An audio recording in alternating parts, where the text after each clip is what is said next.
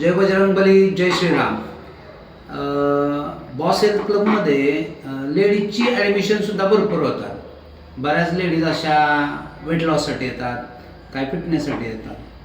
तर weight loss करायचं आहे, पण डाएट फॉलो करायचा कसा, गेन करायचा आहे, डाएट फॉलो करायचा कसा.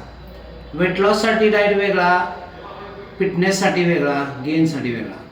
तुमच्या बॉडीमध्ये कार्बोहायड्रेट, प्रोटीन किती प्रमाणात गेलं पाहिजे त्या प्रमाणावर ठरतं की तुमचं वेट लॉस होणार का गेन होणार. वेट लॉससाठी आणि तुमच्या बॉडीच्या फिटनेससाठी चा आज आपण डिस्कस करूया. एक थोडक्यात सांगतो, जास्त नाही. तुमच्या बॉडीमध्ये मसल मास असतो, त्याच्या टाईटनेससाठी कमीत कमी तुमचं जे वेट असतं त्या वेटच्या 1.5 पट ग्रॅममध्ये प्रोटीन जाणे गरजेचं आहे. म्हणजे समजा थोडक्यात वेट लॉस करायचं आहे तर 75 kg वेट आहे तुमचं, तर 1.5 पट म्हणजे 75 आणि त्याच्या निम्म म्हणजे एक समथिंग 110च्या वरती प्रोटीन जाणं गरजेचं आहे.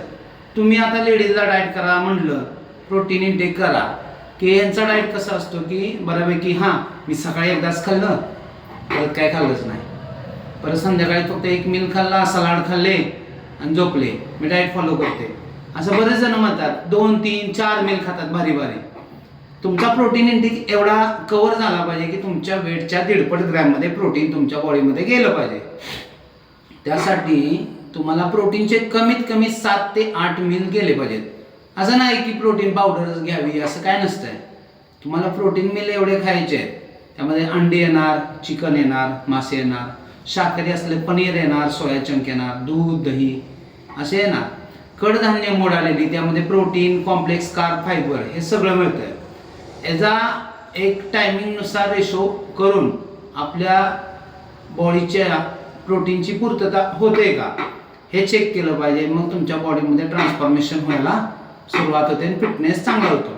फक्त वर्कआउट करून तुम्हाला त्या प्रमाणात रिझल्ट येत नाही. फक्त फर्स्ट मंथमध्ये रिझल्ट दिसणार, नंतर तुम्हाला हळूहळू रिझल्ट दिसायला बंद होणार. जर तुमचा डाएट ॲक्युरेट होत असेल सांगल तसा, तर तुम्हाला रिझल्ट 100% येणार आहे. तुम्हाला डाएट ॲक्युरेट पाहिजे असेल तर बॉस हेल्थ क्लबमध्ये आपण एकदम ॲक्युरेट डाएट देऊ. आमची गाठ घ्या, जिम जॉईन करा. जय श्रीराम, जय बजरंग.